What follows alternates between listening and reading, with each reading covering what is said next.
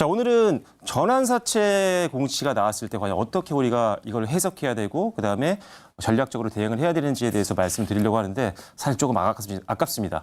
제가 이 PT를 이번 주 초에 올려드렸는데 공유를 했었거든요. 방송국 분들에게. 근데 이게 전략이 벌써 먹혀 들어갔어요. 그래서 샀어야 되는데 너무 늦게 갖고 왔습니다. 마지막에 그 종목을 설명을 드릴게요. 저 진짜로 바꾸지 않았습니다. PT 한 번도. 자, 마지막까지 지켜보셔야 됩니다. 다음 장 보시겠습니다. 자, 전환사채는 말 그대로 전환 가능한 사채입니다. 그래서 투자자가 보유한 채권을 일정 시일 경과 후에 발행회사의 주식으로 바꿀 수 있습니다. 주식으로 안 바꾸면요.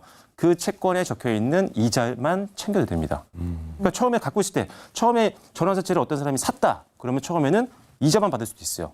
근데 이 회사 주가가 너무 잘 가네? 나 그럼 주식으로 바꿔주세요. 해서 바꿔서 그대로 시세 차익을 남길 수 있는. 그러니까 어떻게 보면 거의 무위험에 가까운 투자 상품입니다. CB를 투자하시는 분한테는요. 그래서 굉장히 중요한 사채라고 보시면 될 것 같고요. 그래서 채권 이자를 선택하느냐 아니면 주식으로 바꿔서 자본 이득을 시세 차익을 남기느냐 이 차이라고 보시면 될 것 같습니다. 다음 장 보시면요. 자, 일단은 채권이면서 주식으로 전환 가능하다고 말씀드렸는데 전환하게 되면 당연히 채권 기능은 소멸합니다. 이자도 받고 주식으로 또 바꿔가지고 시세 차익도 남길 수 있고 이 두 가지를 병행할 수 없고 반드시 하나만 선택을 하셔야 되고요.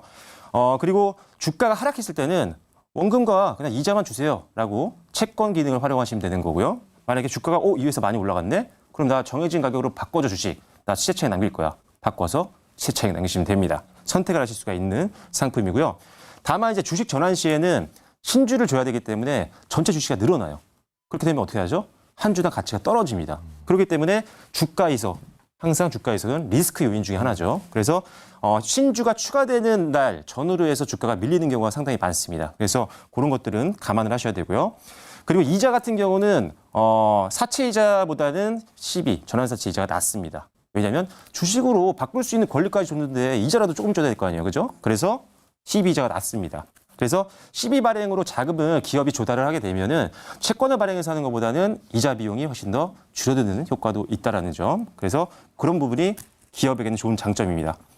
회사 신용도가 좋으면 좋을수록 낮은 이자를 줍니다. 안정성이 있으니까요. 근데 회사가 좀 안 좋다. 돈이 너무 필요해요. CB 이자를 엄청나게 높여버립니다. 이런 건 좀 조심하셔야 돼요. 너무 높으면 이건 좀 이상한 거거든요. 보통 전환사채는 이자가 그렇게 높지가 않습니다. 자, 그리고 공모로도 할 수 있고 역시나 사모로도 모을 수가 있고요.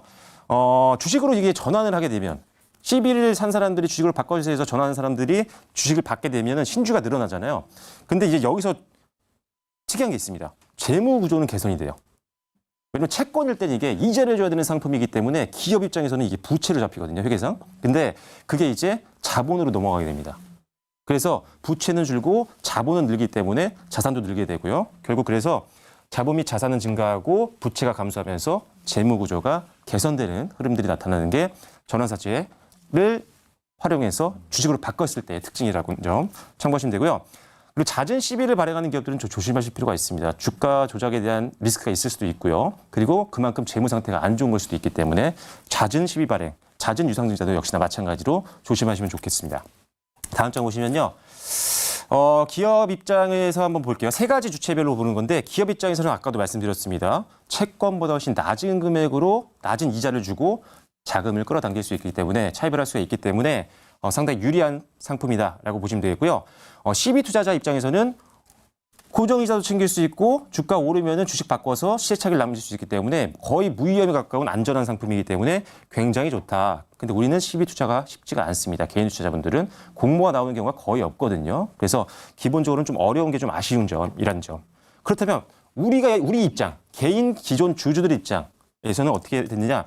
자, 주식 수가 증가하게 되면은 주식 가치가 희석이 된다라고 아까 말씀을 드렸죠. 그래서 주식 수가 늘어나는 날, 추가 상장되는 날이 잡히면 그때는 조심하셔야 됩니다. 갖고 있는 분들은 추가 하락에 대한 리스크가 있으니까 조심하시고 신규 매수를 준비하고 있었던 분들이라면 일단 기다리셔야 돼요. 변동성이 나올 수도 있기 때문에 오히려 변동성 나와서 좀 더 빠지면 그때 사면 더 싸게 살 수 있잖아요. 그래서 기다리시는 게 맞는 겁니다. 그래서 항상 우리가 전환사채를 언제 발행했는지도 아셔야 되겠지만 이거를 주식으로 바꿔주세요라고 한 날짜는 언제인지 그리고 그 신주가 언제 상장되는지 이 날짜를 정확하게 보고 계셔야 됩니다. 자, 다음 장 보시겠습니다. 전환사채를 확인하는 방법은 어렵지 않습니다. 여러분들이 분기 보고서라든지 또는 반기 보고서 또는 사업 보고서를 확인을 하시면 되고요. 그래서 거기 가시면 열면 오른쪽에 이제 쫙 목차가 있습니다. 문서 목차에 보시면 재무에 관한 사항이라고 있어요. 거기 들어가서 쭉 내리다 보면 이렇게 내용들이 나옵니다. 그래서 전환 청구 가능 기간은 언제부터인지. 왜냐하면 전환사채를 갖고 있으면 바로 주식으로 못 바꾸거든요. 일정 기간이 지난 후에 보통 전환사채로 바꿔주세요라고 요청을 할 수가 있습니다. 그 기간이 언제인지 전환 청구 기간이 적혀 있고요. 그리고 그게 어느 정도의 물량인지도 나와 있습니다. 그래서 이렇게 확인할 수 있다는 점 참고하시면 되겠습니다. 다트 들어가시면 됩니다. 다음 장 보시겠습니다. 자, 예시를 말씀드릴게요. 간단합니다. 자, A사가 전환사채를 발행을 했는데 이게 지금 조건은 1년 만기에 만기 이자율은 10% 그리고 전환가액은 1만 원짜리입니다. 그래서 전환사채 발행 시점 내가 이 전환사채에 투자를 했을 때는 1만 원짜리였어요. 근데 1년 후에 주가가 그대로인 거예요. 그렇다면 이거 투자한 사람은 어떻게 할까요? 주식으로 바꿀까요? 이자를 받는 게 낫죠. 그렇기 때문에 주식으로 안 바꾸면 주가도 해석이 안 됩니다. 주가에는 전환사채만으로는 크게 영향을 안 줄 거란 말이죠. 그래서 이런 거는 뭐 별 문제가 안 됩니다. 근데 이런 경우 이 사람이 1만 원에 사서 1년 후에 주가가 15,000원이 된 거예요.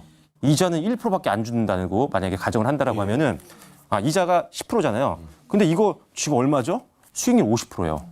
그러면 이자를 받는 분은 없겠죠. 그럼 제가 봤을 때는 어디 아프신 겁니다. 그래서 그러면 말이 안 되는 거예요. 그럼 당연히 주식으로 전환해서 아니 차라리 이거를 받아가지고 그냥 기부를 하는 게 낫죠. 그죠? 그럼 이미지도 좋아지는데 자 그래서 이렇게 하시는 겁니다. 시세 차익을 5만 원 남기고 그다음에 1,000원 이자를 수령하는 것보다 훨씬 낫다. 근데 이렇게 되면 이제 분명히 이 사람들은 주식으로 전환해 주세요라고 회사에 요청한 다음에 딱 나오면 팔 확률이 높아요. 최소한 분할 매도를 할 확률이 높습니다. 왜냐하면 변동성을 감안해서 수익을 확정 지어야 되거든요. 그러면 신주가 추가 상장되는 날 바로 얘네들이 던질 수 있기 때문에 주가가 좀 밀릴 확률이 있습니다. 다만 주식의 100%는 없습니다. 그거를 극복할 만한 호재가 있거나 개별 이슈가 있으면 더 갈 수 있어요. 그러니까 반대로 생각하시는 거예요. 내가 이 전환사채를 투자한 사람이에요. 근데 주가가 많이 올라서 회사에다 요청을 한 거죠. 주식으로 바꿔주세요. 그래서 신주가 내 계좌에 딱 들어오는 날 이걸 과연 팔 건지 안 팔 건지 그들의 입장을 생각을 해보셔야 됩니다. 더 갈 것 같으면 얘네도 안 팔 거란 말이죠. 왜? 올라갈 확률이 더 높은데 굳이 수익을 포기할 필요는 없잖아요. 그래서 그 당시에 주가의 어떤 긍정적인 요인들이 더 많은가 아니면 악재들이 많은가 그런 것들. 별 악재가 없다. 뭐 크게 악재도 없고 호재도 없어. 그러면 얘네들은 던질 확률이 있습니다. 그래서 수익을 빨리 만들고 다른 거 투자하는 게 빠르니까요. 그래서 그럴 때는 이게 악재가 더 될 수 있다는 점 참고하시면 되겠습니다. 다음 장 보시면요. 그래서 보통 권리는 뭐냐면 사채 이자를 받을 것이냐 아니면 주식으로 전환할 것이냐 이 권리를 두 개 다 갖고 있는 게 CB 투자자의 입장인 거고요. 그다음에 대상 주식은 역시 다 신주입니다. 그다음에 사채는 신주로 바꾸게 되면 소멸합니다. 그래서 이자를 못 받게 되고요. 발행회사는 당연히 신주가 추가되면 증가를 하게 되죠. 주식수가. 그다음에 주주 가치는 당연히 희석되면서 이런 부분들이 좀 악재 요인이 되는 겁니다. 그다음에 아까 말씀드렸죠. 부채가 자본으로 이동하는 겁니다. 그래서 재무 구조가 개선됩니다. 부채 감소, 자본 증가, 자본이랑 부채가 늘었으니까 당연히 이거에 합인 자산도 증가하는 그런 흐름이 나오게 되고요. 추가 납입은 없습니다. 처음에 사채 투자한 자금이 있을 거 아니에요. 그만큼 주식으로 줍니다. 남은 근데 주가와 계산해봤더니 좀 남는 돈이 있어. 그럼 그건 다 줄 겁니다. 그래서 일단은 추가 납입하는 건 없다. 왜 이걸 써놨냐면은 신주인수거부 사채는 두 개 다 가져갈 수 있어요. 뭐냐면 이자도 챙길 수 있고 신주를 내가 살 수도 있어요. 대신에 신주를 받기 위해서는 내가 추가금을 납입을 해서 사야 됩니다. 그래서 그 차이가 있습니다. 여기서 가장 큰 차이요. 신주인수거부 사채랑 다음 장 보시면요. 체크 포인트는 이겁니다. 일단은 목적이 뭔지가 중요해요. 정말 이 재무 구조만 개선하기 위해서면 좀 안 좋을 수도 있어요. 특히나 굉장히 오랜 기간 동안 적자였던 기업이라든지 이런 경우는 악재가 될 수 있지만 시설 투자 자금이라든지 어떤 기업의 어떤 성장을 위한 R&D 투자라든지 이런 미래를 위한 준비였다면 긍정적인 요인이 될 수가 있습니다. 그리고 체크해야 되는 것들 이 발행하는 전환사채 총 금액이 얼마인지 이게 나중에 결국 주식으로 바꿔달라고 하면 전부 다 이게 주가 희석하는 금액이기 때문에 조심하셔야 되고 그리고 만기일 주식 총수 대비 비율 그러니까 많이 전환사채에 많은 돈이 묶여 있다면 이게 결국은 신주로 연결이 되면서 주가가 희석될 수가 있기 때문에 너무 전환사채 물량이 많으면 좀 부담이 될 수 있습니다. 이게 오버행 리스크를 만드는 거거든요. 그래서 조심하셔야 되고 사채율이 0인 경우가 있어요. 굉장히 많습니다. 이건 그만큼 투자할 만한 가치가 있다는 걸 수도 있어요. 이것도 역시나 100%는 아닙니다. 왜? 이자가 없는데 이 사람들이 그럼 왜 샀지? 당분간 팔 수도 없는데 주식으로 바꿀 수도 없는데 성장 가능성이 좀 있는 기업들 같은 경우는 이자가 0인 경우에도 들어올 수가 있습니다. 그리고 추가적으로 봐야 되는 거. 전환가액이 있어요. 주식을 미리 얼마에 나는 바꿔주세요라고 전환가액을 만들어 놓습니다. 그래서 이런 것들도 체크를 하셔야 되고요. 풋옵션 같은 경우가 있는지 콜옵션도 봐야 되는데 풋옵션은 투자자가 나 조기에 나 그냥 줘 이자 줘라고 환불 요청을 하는 겁니다. 그리고 콜옵션은 회사가 만기 전에 사채를 빨리 회수해 갈 수 있는 그런 옵션이다라고 보시면 됩니다. 그리고 이런 것들 추가 상장 때 변동성이 있다라고 말씀드렸는데 그 이상으로 갈 만한 성장 모멘텀이 있으면 역시나 낙폭 활용 전략이 필요합니다. 그리고 마지막 이거 정말 제가 많이 말씀드렸는데 전환 사태든 뭐든 공시가 여러분들이 매일 체크하기가 어렵단 말이죠. 그러면 카인드 들어가셔서 내가 갖고 있는 종목이라든지 아니면 관심 있는 종목들 제발 알림 설정해 놓으세요. 그러면 최소한 이틀 전에는 알 수 있습니다. 이런 추가 상장 때 이거 반드시 항상 100번 말씀드렸습니다. 다음 장 보시겠습니다.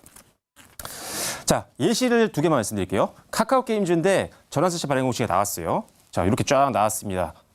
자, 그래서 전환가액이 얼마였냐면 52,100원 이렇게 나와요. 이 가격으로 바꿔준다는 겁니다. 전환가액은. 자, 그래서 이렇게 되어 있고요. 청구기간은 2022년 3월 31일부터 2026년 2월 28일까지 주식으로 바꿀 수 있는 기간이다. 그래서 이때부터 얘네가 나 주식으로 바꿔줘라고 할 수 있어요. 그 전까지 물량이 못 나옵니다. 만약에 풋옵션 조항이 없었다면. 자, 다음 장 보시겠습니다. 자, 그래서 추가 상장 공시가 4월 12일 날 나왔어요. 4월 12일 날 나오고 바로 금방 나왔습니다. 상장일이 4월 14일이었거든요. 그러니까 이런 거를 미리 추가 상장 공시를 볼 수 있었다면 여러분들이 피할 수 있었겠죠. 그래서 아까 말씀드렸죠. 카인드 알림 설정 활용하시면 됩니다. 자, 그리고 다음 장 보실게요. 자, 한화엔진입니다. 아까도 잠시 나왔었던 종목이죠. 예전에는 HSD 엔진이었는데 이게 이제 2월 17일 날 유상증자 결정 공시가 나왔었어요. 그래서 이걸 누가 했느냐? 제3자 배정이었어요. 그리고 이런 것들 같은 경우는 예시를 들은 거고, 자, 다음 장을 보시도록 하겠습니다.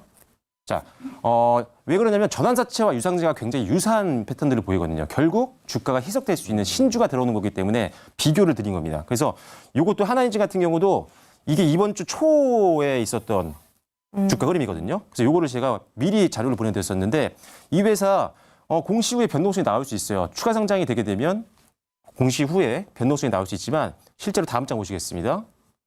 자, 지금 신주 상장 예정일이 3월 19일 이번 주였어요. 이번 주였는데 지금 업황이 계속 회복하고 있죠. 수주도 지속되고 있죠. 실적 개선이 계속 지속이 되고 있는 그런 상태이기 때문에 변동성을 활용했으면 다음 장 보시는 것처럼 주가가 오늘 여긴 안 나왔지만 올랐습니다. 그러니까 이때가 오히려 변동성이 막 있었지만 오히려 매수하는 시그널이었다는 거예요. 그래서 이런 것들을 확인을 잘 하신다면 여러분들이 공시를 활용해서 매수하는 타이밍도 잘 잡으실 수 있을 것 같습니다.